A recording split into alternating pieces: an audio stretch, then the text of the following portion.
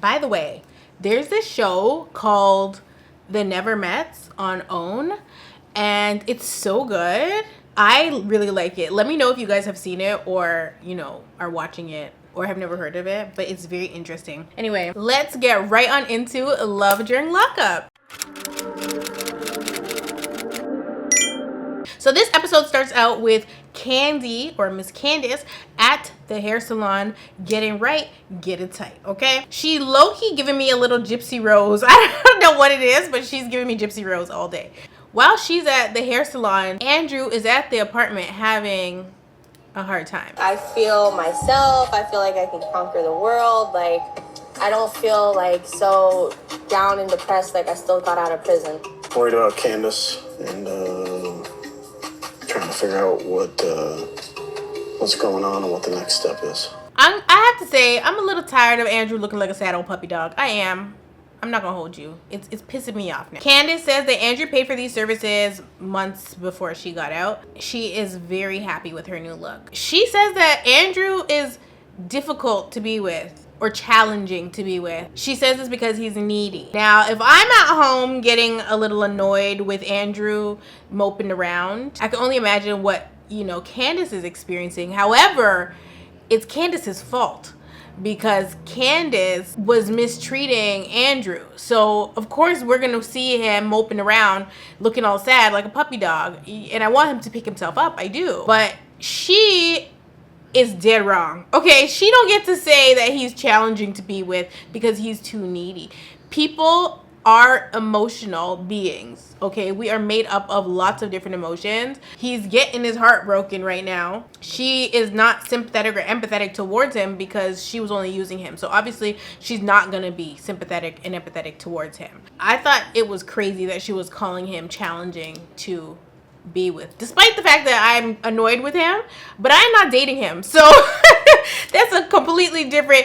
I'm more so annoyed with how he is just like, woe is me, instead of being like FTB, okay? That is really where my annoyance comes from. Andrew is a challenging person to be in a relationship with. Like, he's very needy, and I'm not the one who can cater to a needy person. Now, Candice is playing in all of our faces because the truth will be revealed at the end of this episode. Obviously, you probably already watched it. No, because a lot of you say you don't watch the show, but you watch the recaps. So I'm not going to tell y'all what the gag is with her acting this way. It's really not that she can't cater to this needy person. We will see her in a whole different light. Right? We will see her act completely different. If you're in a romantic relationship with somebody, they're gonna have needs that you as their partner need to fulfill or are supposed to be willing to fulfill because you love them and care for them. But because she doesn't love or care for Andrew, obviously she's deeming him as needy when the things that he may require from her are normal things like a hug and a kiss and some affection. Hey. Candice says that she is going to be staying in the apartment and she's gonna be keeping the truck, okay? So remember, last episode she broke up with him. She then says that Andrew is going back to Jersey. Despite the fact that she said Andrew's going back to Jersey, she calls her probation officer and tells her probation officer that she's gonna be living with her fiance and that he's stable, you know, he's not a criminal, all these things, and blah blah blah blah blah. But that is not the truth because, you know, he's leaving and she broke up with him, so he's not even her fiance anymore. But the probation officer don't need to know that. Oh, but the probation officer gonna find out when she watched the damn show. That's what's gonna happen. That's neither here nor there. The fact of the matter is she was just trying to get the okay to live in the apartment instead of at WellCare, right? And so the probation officer is okay with this. She just needs like Andrew's contact. So Candice obviously has to run this by Andrew. She didn't run it by Andrew first and then call her probation officer. She decided it, then went to Andrew with it, and then pretty much is trying to get Andrew to lie to her probation officer for her when the probation officer calls. I need to call Officer. No, you can text her and say, if you're gonna still let me stay at the apartment, then are you still gonna let me stay at the apartment? She didn't even know, child. Yeah, I mean, is that what you want to do? I mean, staying at the apartment and using the truck, and we're still together and all that. So Andrew starts specifying them being together and blah, blah, blah, blah, because obviously if you break up with me, there's no reason for me to let you stay at this apartment. And so at least I can see that Andrew is putting this stipulation on the relationship or what happens with the apartment and the truck, because it's unfair if I'm providing things for you and you are not even with me and you're playing me, right? Like, Andrew's willing to work with her if she work with him, but she's not trying to hear all that. So she's like, listen, all that other BS aside, are you letting me stay at the apartment, yes or no? I don't know if Candice had to say, can I use you, for Andrew to say no, but he says yes to what she was saying when she was saying no conditions. Can I stay at the apartment and keep the truck? And, you know, when Andrew told her yes, reluctantly again, I was just like, Andrew, come on, baby. Like, do better. Get some balls. Get some cojones, okay? Like what's going on? Where are this man's cojones? Child, he needs to get some, because no reason in heaven, no reason in hell, no reason on earth that she should be able to still get away with stuff. So then Candice starts telling him, look, if I don't see you before you leave, because I'm not sure if I'm going to see you before you leave. And at this time, I'm like, oh my God, like, she not even going to say bye to this man? And she want to stay in the apartment? She can't even give him a goodbye? Oh, this is nasty work. Like, I couldn't believe my ears. I could, because obviously I've been calling out what was going to happen since the beginning. But, like, I couldn't believe my ears. I'm like, she's not serious.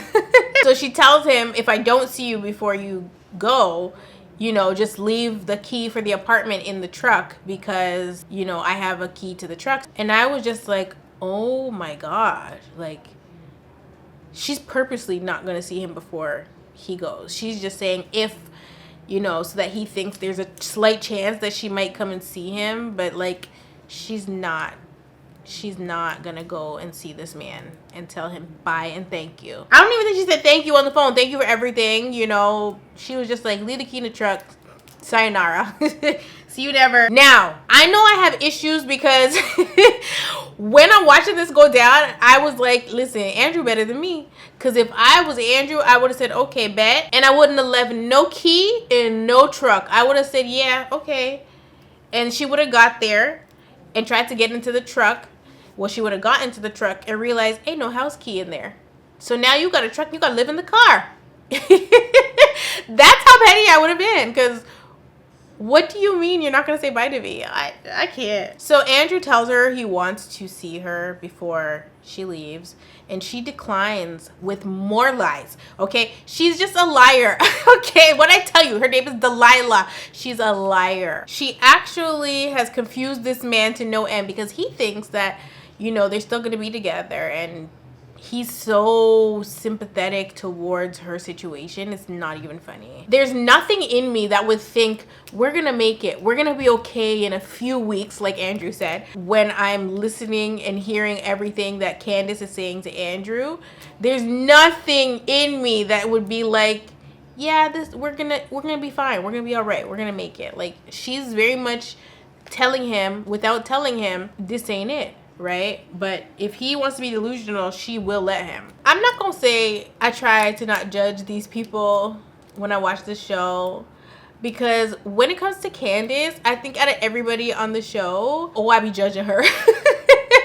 Because this is wickedness. It really is. It's so evil. She starts listing off the stuff that he's done for her, and then says that she can't let that go. She sends the man a selfie. This is why he's confused. And you know who confusion come from, right? I ain't gotta tell you. Good picture. The truck, the apartment, the money, the Louis Vuitton bag. It's just too good to let go. Like, too good to let go. Moving right along, Rob is getting out today, okay? Teeny and Nehemiah go to pick Rob up.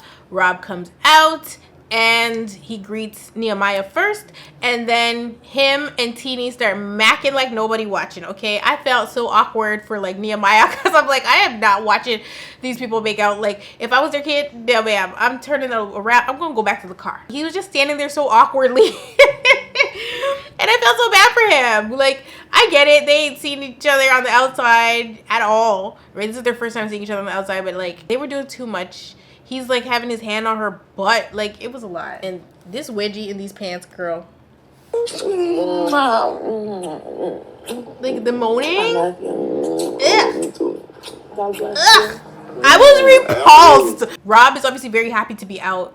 Who wouldn't be? Okay, he's very happy to be free. Rob says that he's ready to be an asset to society and not a problem, right? Because obviously he went in very young, and at that time he was definitely a little menace, okay, doing armed robbery and whatever the hell else. He's pretty much saying like he's ready to be a grown man. Rob is overwhelmed, so he needs a minute. He asked Teenie to pull the car over, and he's clearly shivering. I don't know what, I can't remember what state are they in, girl. I don't even know, but it's cold outside. Visited because I mean this is what family is about. It's physical touch is everything. It might be times my daughter need me to hug her and tell her it's gonna be okay. I don't have to give her an air hug.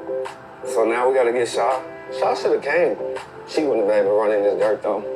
I love you, man. You hear me? Oh, I love you, man.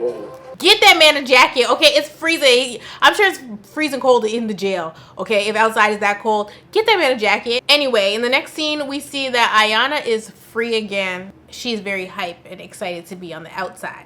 Do cartwheels. I'm out of jail. Y'all see me? Love that jail.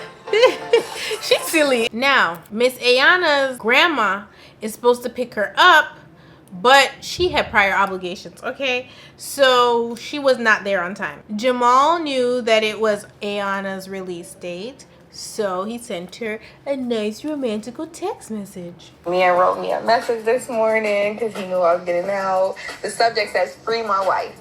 Good morning, Boopy. You know I can't effing wait till you to hear your voice today, for real. I miss the freak out of you. I love you. Talk to you later, queen.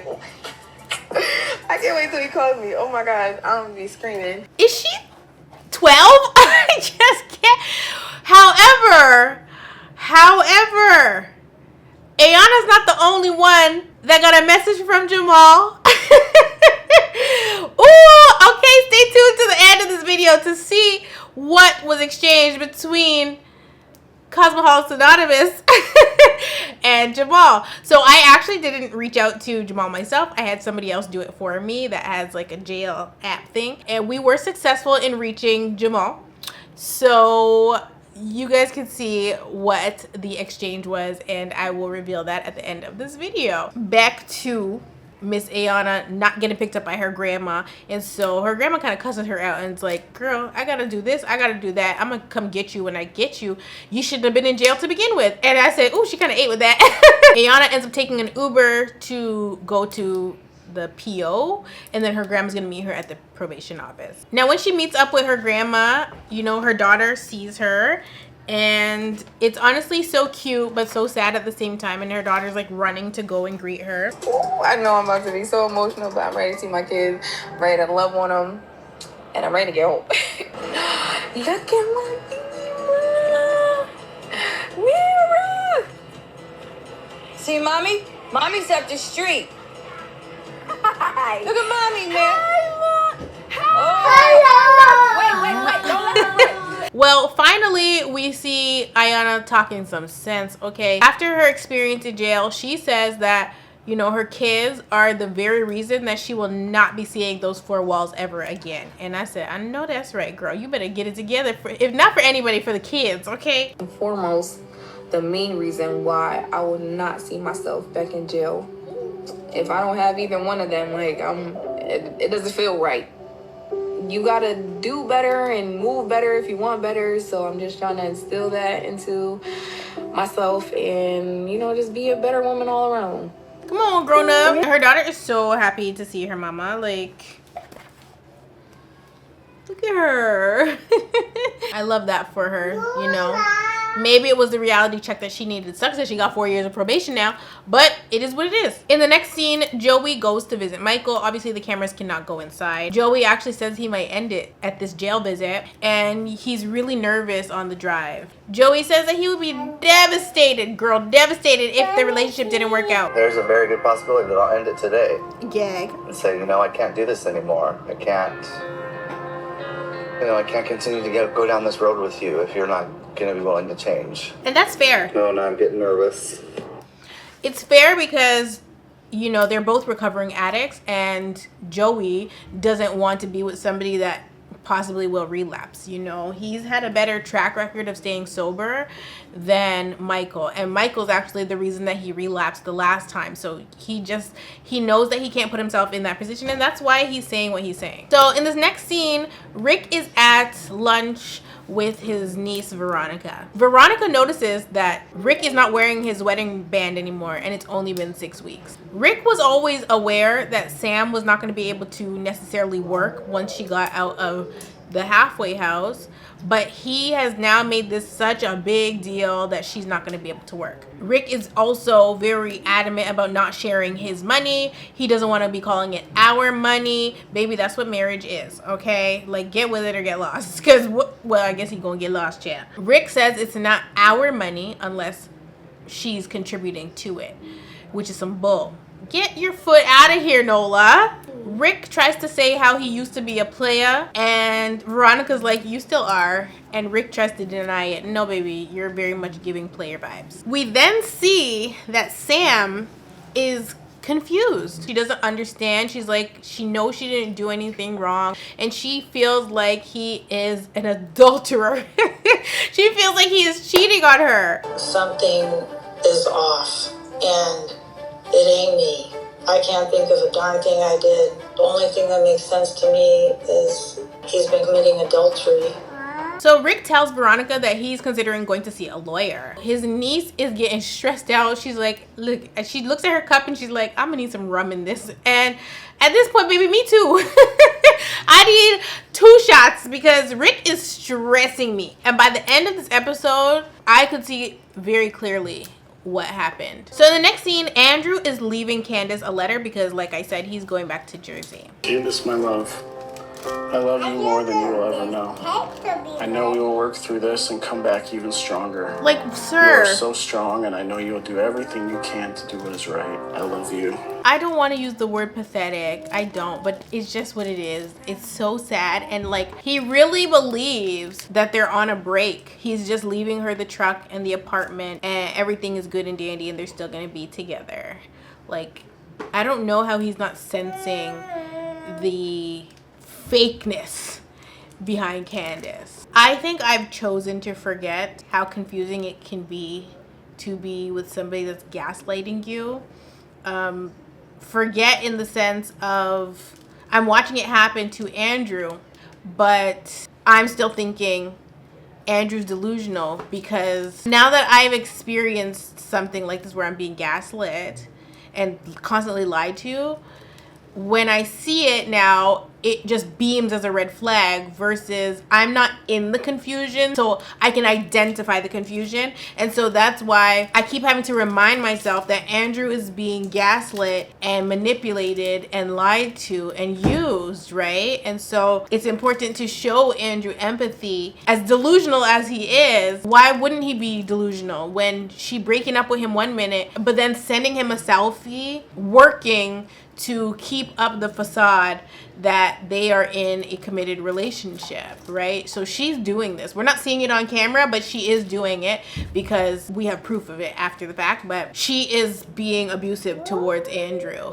It's just nasty work, girl. It's just nasty. She's been in prison before, and she's gotten out of prison before, but this time it's different. She knows that she can't go back. I love her so deeply that if this is what she needs, then I'm gonna do it. I know we're gonna be together forever. Like, we just are that connected. Oh Lord, like I said, Titanic sinking, girl. 3 months later, we see Candice rolling around and getting it in the truck with a different man. They was not about to fool me. Candice talking about how, oh, things are so perfect. We're married, this and that. Huh? Now, why I say is we not stupid is because they weren't showing the person that was driving the truck, right? Or driving the vehicle, whatever. They weren't showing that person. They were just showing their arm. But I said, that don't look like Andrew arm, child. So I knew right away that it wasn't Andrew, and that Andrew did not return to Las Vegas, Nevada 3 months later and everything was great with Candice and they got married. No, because like I said, she was repulsed by him. I could see it. It was written all over her face. There was no denying it, right? So this is 3 months later. I definitely think the way that everything happened, it was the way it was supposed to happen. Who armed that? We lived together, we got married. Live together. Everything's good with parole. Married. And you still love me, and I love you. And you still love me, and I love you. Oh, I thought you couldn't commit to anybody right now. I thought relationships were triggering for you. I thought all these things, you couldn't do it. Andrew's this, Andrew's that. No, baby, it's you. Like, it's you. What? I thought relationships were triggering. If relationships are triggering, I tell you what, I'm not getting married 3 months later. That's a big relationship to be married. Girl, what she mean relationships are triggering? And everything's working out. I am confused. Okay? Candice is a piece of work, baby. She professed her love for whoever's man this is, or whichever man this is. And I was personally disgusted. Like, I knew that she was low down and dirty. I just didn't realize how low down and dirty. Moving along to Mikel and Joey. Mike talks about how Joey didn't kiss him because Joey's shy. And Joey was talking about how, you know, Mike is such a goofball. And Mike is very aware of self, I would say. You know, he's talking about how he doesn't intend on using when he gets out of prison or jail. But in the past, when he's tried to stay sober, it just hasn't worked out for him. And so, you know, he's hoping that this time will be different. But, like, it's hard to tell. You know, a recovering addict is always going to be recovering or in recovery, you know? It doesn't matter if it's been 2 months, 2 years, or 20 years. They're still considered a recovering addict. When he got racist, he felt like seeing, he hugged me. He didn't really kiss me, but that's how he is. He's shy. Fine. I tried kissing him again before he left. He talks about how the jail visit went really well, and he also states that they're very much in love and he's gonna keep trying really hard to make it work. Now, me personally, I ain't trying hard with nobody that's in jail. I'm not. I'm sorry. I can't. And, you know, as I'm watching it, I'm like, Mike don't get me gay. He really does it. Moving along to Shante and True. So Shante is at lunch. I wasn't sure if this was a family member or a friend. And she's talking about how she usually keeps at least $4,000 in savings. She said right now, it ain't even like 1,000 in there. And she talks about how, you know, she's had to pay the 2 mortgages, you know, him needing this and that and blah, blah, blah. She then starts talking about how her job demoted her because her job has a code of conduct, and somebody at her job, this is what I tell you, these co-workers are not your friend. Okay, somebody at her job reported her to the higher ups that she's dating an inmate, which goes against their code of conduct, and so they demoted her. She's not getting her bonuses anymore. Baby, she basically is saying like she can't afford no type of lifestyle right now because she's got these 2 mortgages. Her house in Kansas still hasn't been sold. All these things. I said, all this over a man in jail that never dated a black woman a day in his life, and you the first, and he gonna make an example out of you, girl. If I get with you and everything starts falling apart at my big age, I already know I need to can you. He's adding debt, and then you lose your job because you're dating him. You really jeopardized that, like, at your big age, and was like, yeah, okay, like, you knew that went against your code of conduct and you still pursued this relationship? No, something's wrong with you. That's got a code of conduct. They found out I was dating True for one of my coworkers. They ran it to the higher ups. Don't tell coworkers your business. They want me to portray, and so ultimately it led to me being demoted. She lucky she didn't get fired. If y'all don't take nothing else from me, your coworkers are not your friends. Your coworkers are not your friends. Shante talks about how she is, you know, still gonna be working there, but she's looking for a new job. She says she is only making 26 now. I was not sure if that meant 26 $2,600 a month or $26,000 a year. Because $26,000 a year in this economy, I don't think so. That's no. How could she be demoted to that? Is that legal? Like, she must be meaning $2,600 a month, because there's no way. Now, if y'all think that's bad, that she got demoted, let's just call it a spade a spade. She lost her job, because I've never even met anybody that's been demoted. Well, no, that's a lie. When I worked at Shopper Jugmart, they surely did demote me, but that was not my fault. Watch the story time. Anyway, they made a mistake and tried to put that on me. Not okay.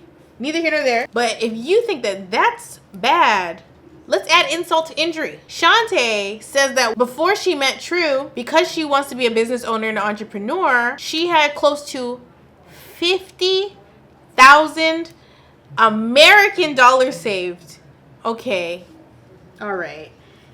Let's do the math here. Okay. I want to talk to you in Canadian, because I'm pegging 50K at like 75, 80, 68,645 she said that she had saved prior to meeting this man.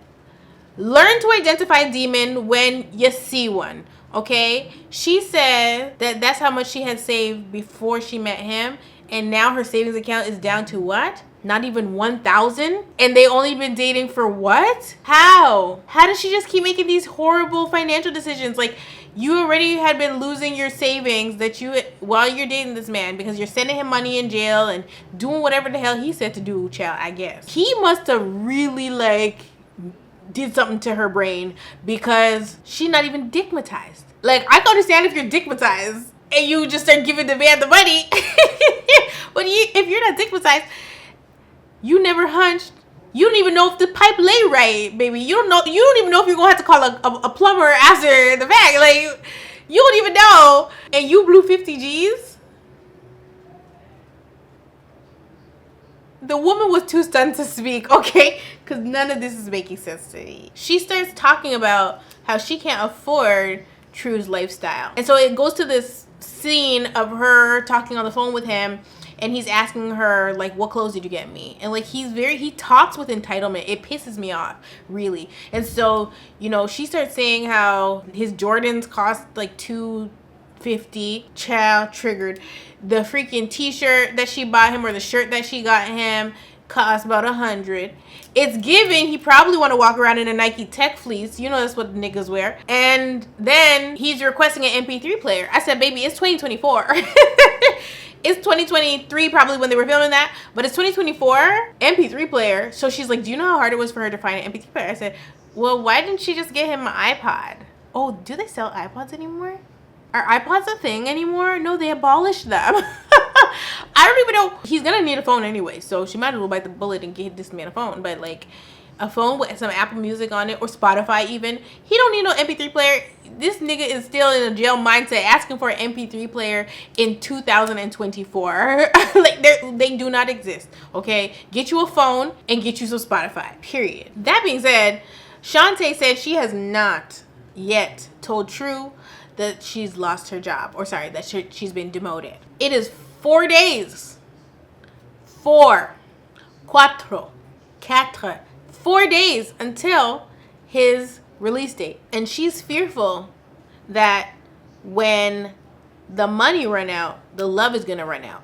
If that is your fear right now, what are you doing with this man? She's not yet told him that she's been demoted, and I guess you wait until he come out. If you're fearful that you're gonna tell him this and he's not gonna want to be with you anymore, then why do you even want to be with him at all? Like, it's give us slow. I can't. At this point, I'm asking God in my head what I should do. She praying. So nothing crazy happened. Me too, Jan. I mean, she's got the right attitude, because she said she's praying about it. Like, she's asking God, you know, this is not the first time I've heard my sister in Christ say something about the Lord now. She said it a few times where she's like, she's constantly, you know, battling whether it was God that sent this man or the devil. We already know it was not God. Now she's back to praying. But like, here's my thing. When we pray and we ask God for answers and he sends them, and he tells us, or he's been telling us the whole time, like, girl, get up on your good foot. Get up on your good foot. If he's been telling her, which we know he has because she's been battling this question in her mind about this man. If that's the case, and God been told you, and you back to praying again, and he make it very clear to you, and you decide that you're not going to take the advice and the wisdom that God is sending you, God is going to let you go into your suffering. He gonna watch. And then when you're really ready to get out of it and you pray again, he gonna take you out because he knows you're ready. But if you're not ready, there's no point in even praying about it. If you're gonna pray to God and be like, God, please, am I supposed to be with him or not? You in your heart already know the answer. He been told you need to leave this man alone. Look at your life. You're losing money, girl. You had 50,000, now you ain't got one. So yeah, you need to leave him. Will you leave him? Like when you get to that point, and forget relationship wise, just any point where you're praying about something and God is like, do you trust me? Like, I need you to be obedient and leave so I could give you better, so that I can show you better, so I can show you yourself, so I can rebuild you, baby, the potter and the clay, right? If you don't be obedient and do what God wants you to do when you're supposed to do it, or what he needs you to do, what he's requiring of you, you're gonna end up stuck there, which is kind of what we're seeing because Shante is not ready to leave True for whatever reason. He's got a hook, line, and sinker. Or she feels bad about leaving him. Like, I don't know what it is that has this hold on her, but True's not adding to her life. He's only subtracting. And so every time she prays about this, asking God what to do and then doing the opposite of what God says to do, you are asking for trouble, okay? Because one thing about it, when God lets you stay in the mire because you've been dumb, he will let it get so bad because he wants you to learn. He wants you to fully understand what he was trying to protect you from so that when he saves you for real, you don't end up back there. That's what God will do. That's how he works. And Shante is looking like that's what's, her portion right now. I don't know whose word that was, okay? It couldn't have just been Shantae's word because that was a word, baby.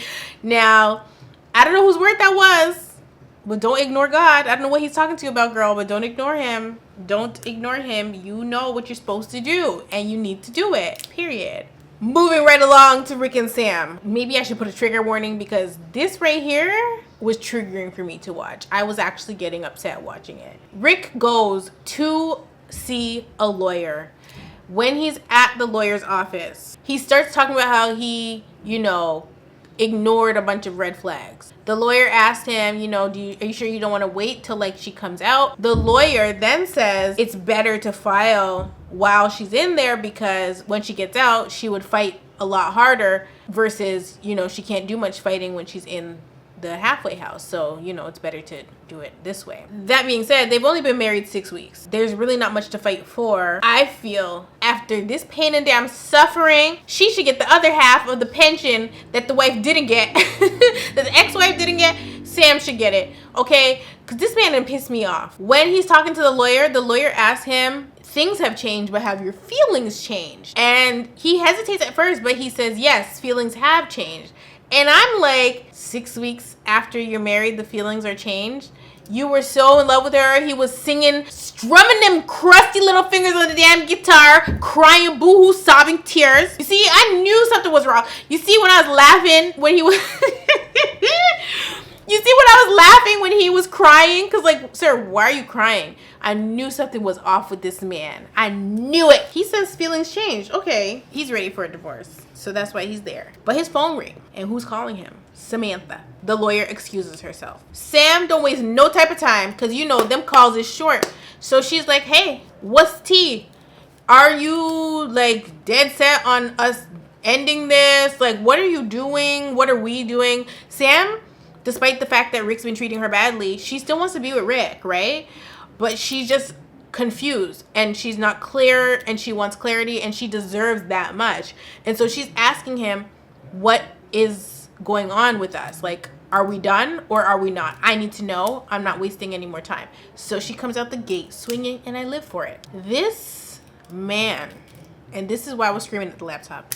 Because this man, after Sam says what she says to him, she asks him a very straightforward question. The man starts saying, I don't know. You are sitting at a divorce lawyer's office, ready to draw out papers against this lady. After you done wasted 6 weeks of her, well, not even 6 weeks, after you wasted her time, period, You're sitting in a divorce lawyer's office and you're going to say you don't know when the lady asks you if you want to continue the relationship or not? What do you mean you don't know? You are literally at the divorce lawyer's office. Do you know? I was so mad. I was pissed.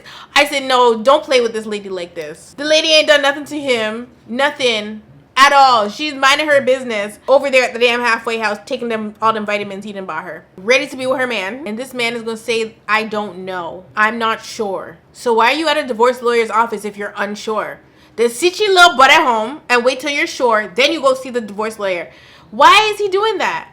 He couldn't even straight up tell her, be like, no, I don't want to be together. And actually, you're calling me at a great time because I'm at the lawyer's office. That's what he should have done. And so I said, Rick is sick and twisted. And so Sam, she's pissed, right? Because she's like, he pursued me.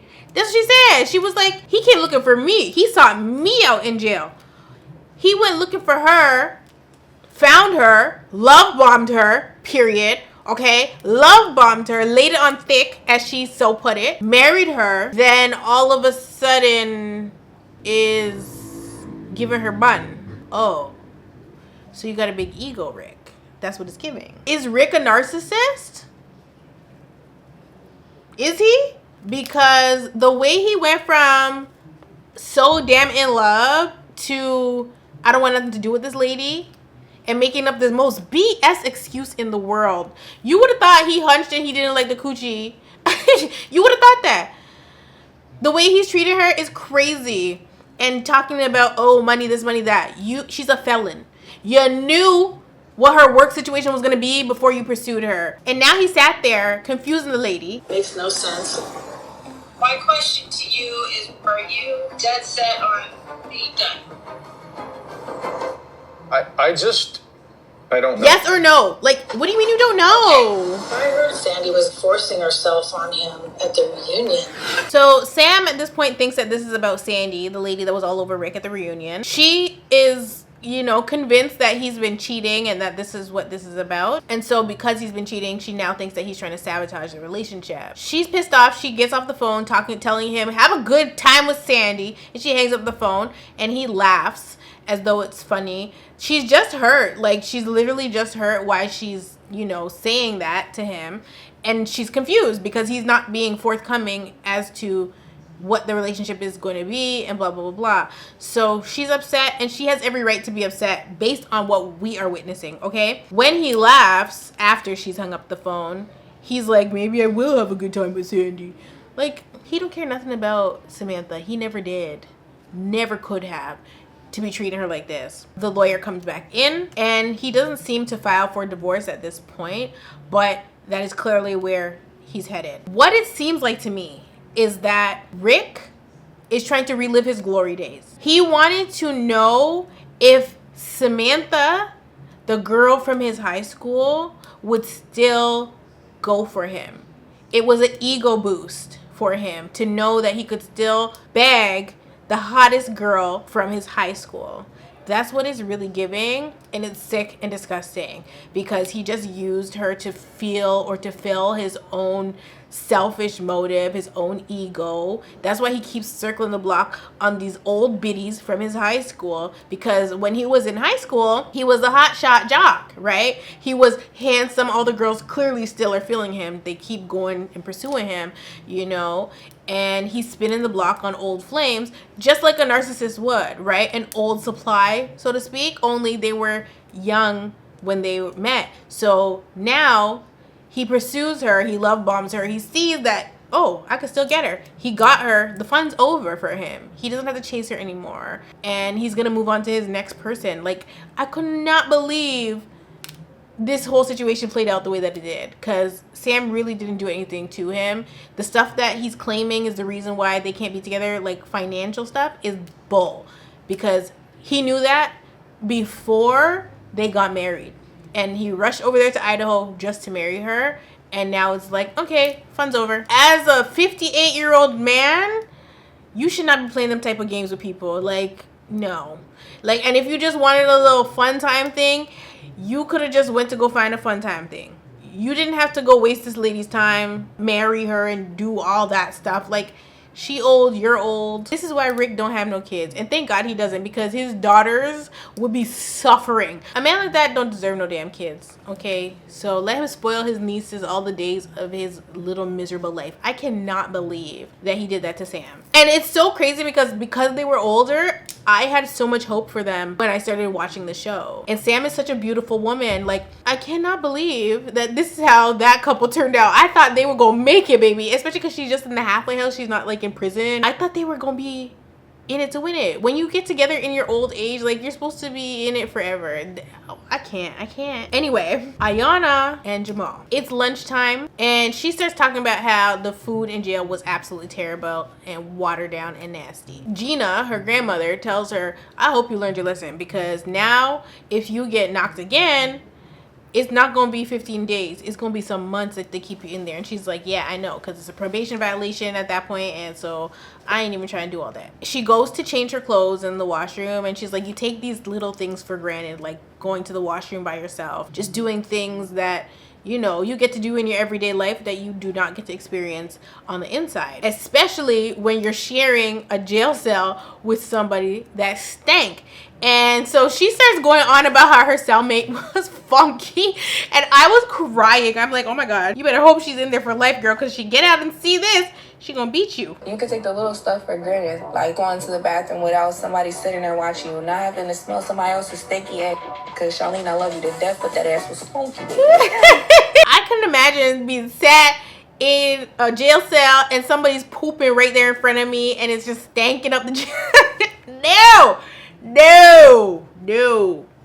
I can only tolerate my own poop, okay? After she changes her clothes, she talks to Jamahl on the phone. She tells Jamahl once again that when he get out, you know, they can't waste no more time being girlfriend and boyfriend. It's time to be husband and wife and blah, blah, blah, blah. This man gonna agree with her. Child, when I tell you, these niggas in jail will tell you anything that sound good, okay? Because he tells her that, but then in his confessional, so when he talks to the producers one-on-one, he's like, I know Ayana said, like, you know, we gotta get married right after I get out, but the timing is off. Sir, the timing is off. Sir, so why you telling this lady that then? Why you giving her a pipe dream? False hope. Why are you doing that? And Ayana's so stupid that she thinks that he really gonna marry her when he gets out. No. And you know, I think one of the saddest parts about this whole situation with Ayana and Jamal is that when she talks about Jamal, baby, she lights up like the 4th of July. Like, she lights up, okay?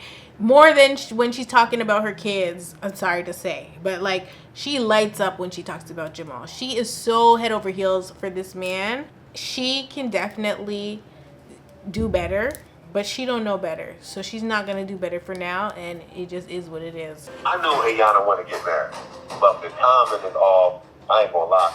I don't want it to be just a rush thing, like just to get married, just to try to prove to other people that our love is that strong for each other. That's my thoughts on it. Ayana also believes that, you know, since she went to jail, her relationship with Jamal is stronger now because she understands what he's going through on the inside. I guess, you know, that makes her, you know, want to stick it out even more with him. But I'm just like, no, baby. And my whole thing is, he keeps talking about he doesn't feel like he needs to marry her right away to prove to people. Like, where's this extra narrative coming from? She's not said it. She's not saying anything about proving to people that we're so in love. She's just in love and wants to get married to her man. That's it. There's no extras attached to it. It's not about proving to people anything, but that is what Jamal keeps trying to say every single episode as to why it's not important or like a priority for them to get married right away, because he doesn't feel like they need to prove to people anything. Baby, who said anything about proving to people? Nobody said anything about that. I don't know where he's pulling that from. His booty cheeks, girl. I don't know. I don't care. But it's not given that. He's just making any excuse in the world as to why he's not going to marry this girl, because that's just not his intention behind Ayana. I don't believe that he thinks highly of Ayana. She was his baby mother and wife, bestie, and now is his girlfriend. I can't imagine he thinks that Ayana is a woman of valor. Okay, like, I just can't. And just like that, we are at The face reveal of all face reveals. We get to see Candice's husband. Got married. And you still love me, and I love you. Yes, I'm here for you, baby. I love Ishmael, you. welcome to the show. You know that, baby. I love you too. Watch this, watch this. All this, I love you, I love you, I love you.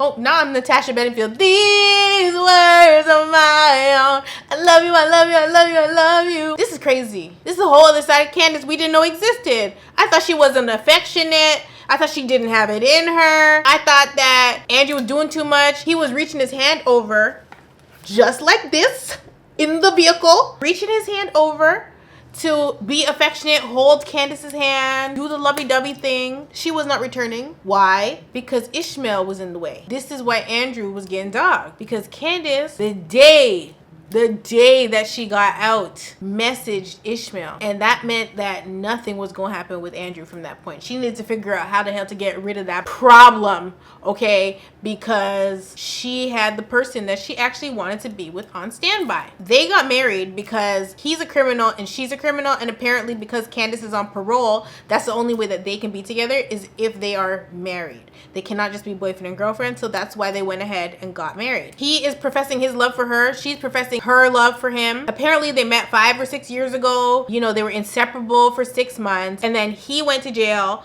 And then she went to jail or prison, whatever. They went to prison, jail, don't care. And so they lost contact. But once she came out, she messaged him. And from that moment, they've been texting or whatever. I don't know if they were meeting up while Andrew wasn't around.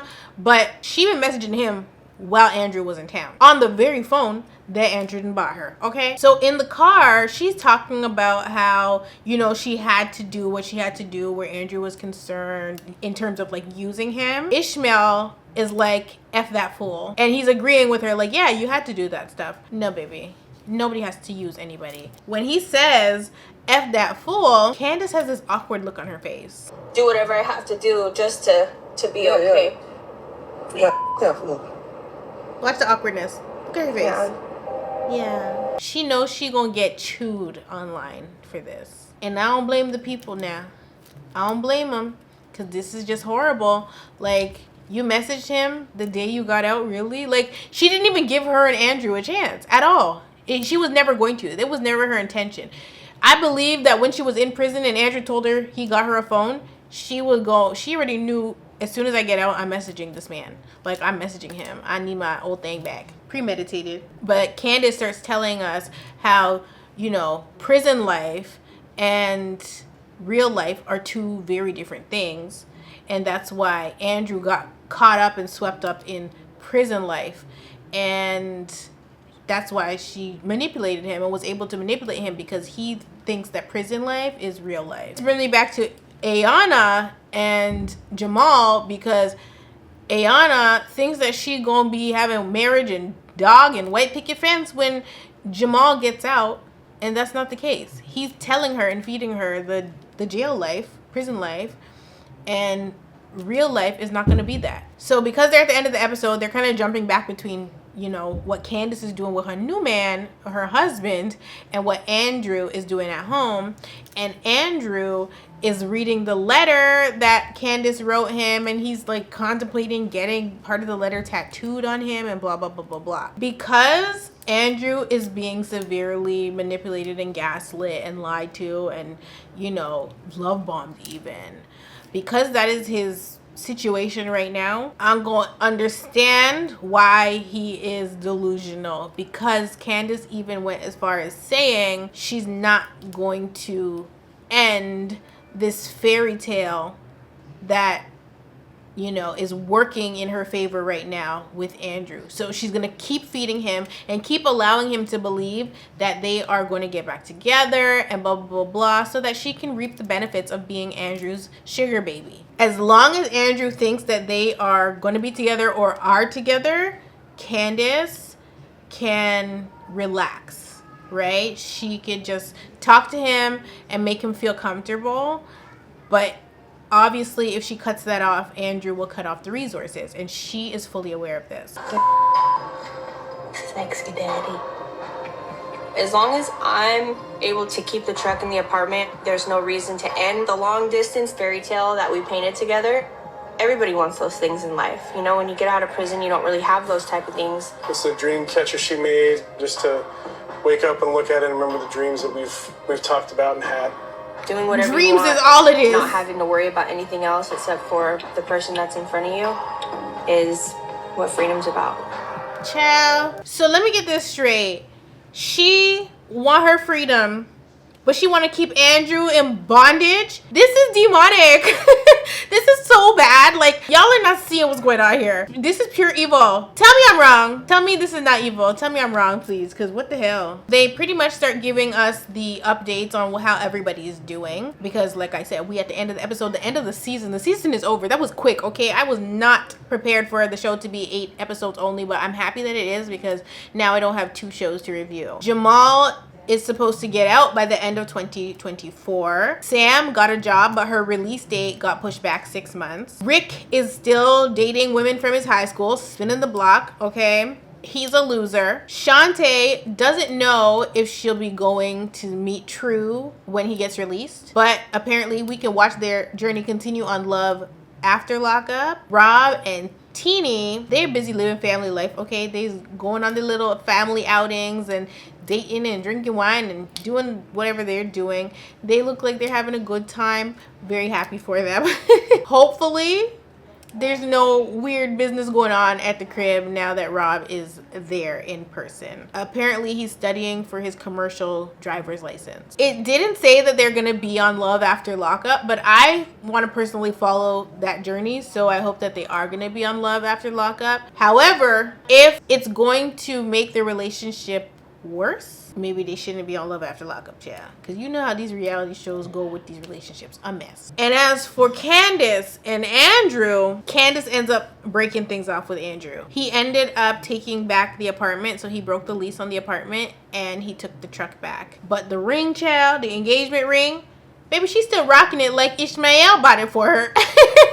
Like, what kind of gossip? Are you kidding me? What is she still doing in that engagement ring? That's insane. Now, let's talk about Jamahl. Ooh, come on, 333. Like I told you, we reached out for an exclusive interview to Jamahl from Love during Lockup. And we actually did get a response. You know, we're a little crazy on Discord, okay? So we thought that it would be a good idea to have somebody that's on the show participate in the video. Originally, we wanted to do like a Zoom, you know, interview with Jamahl, because we had some questions for him. We did. And that would have been a nice little finale ending for us, but that's not how it went down. And I'll explain why. So we reach out to Jamahl. Jamahl responds. The first message we sent him, it was just like, hey, we want to ask you some questions. Jamahl responds on June 1st and says, don't you think it's rude to not say who you are before you start shooting off questions, cracking the F up? Real-ish though, but yeah, you can ask whatever you want. So when we get the response, we start asking questions in the Discord. We compile a list of questions for him and we send him another email. So we tell him these are just a few questions that we want to ask you. And we tell him you can answer, you know, whatever questions you're comfortable answering. You don't have to answer all of them. This is June 1st at 9:36 a.m. And so we wait and we wait and we wait some more, child. Jamahl finally responds 6 days later, child. At this point, I had already filmed the video that I actually wanted him to be in, because he was actually supposed to be in the last video, not this video. And so I had already filmed that video. It was dead and gone, child. And I'm like, what the hell? June 7th, he responds at 9:47 a.m. and he says, my bad for the late response. I'm really just seeing your message. But if you trying to make it happen and you not playing, then we can make it happen. I'll answer whatever questions you want. I'm sure you have more than what you asked, LOL. Real-ish, though. And I'll do a Zoom interview as well for you. I'll need your date of birth and address on your ID to add you. I already have your first and last name, but we got to make it happen because I'm not going to be much longer at all. You dig me, right? Because he's supposed to get out soon. And I'll need a $250 deposit. USD, okay? You can Cash App it to GBOP777, and the other $250 you can give me after we finish the Zoom interview. First of all, I'm not getting got by no jail nigga. That's number one. Number two, I ain't got Cash App. Number three, I am not paying $500 American to an inmate for 8 questions. He was actually supposed to respond to the questions, okay? To get paid for the Zoom interview would be one thing, right? But like, I was not about to pay this man no $500 American.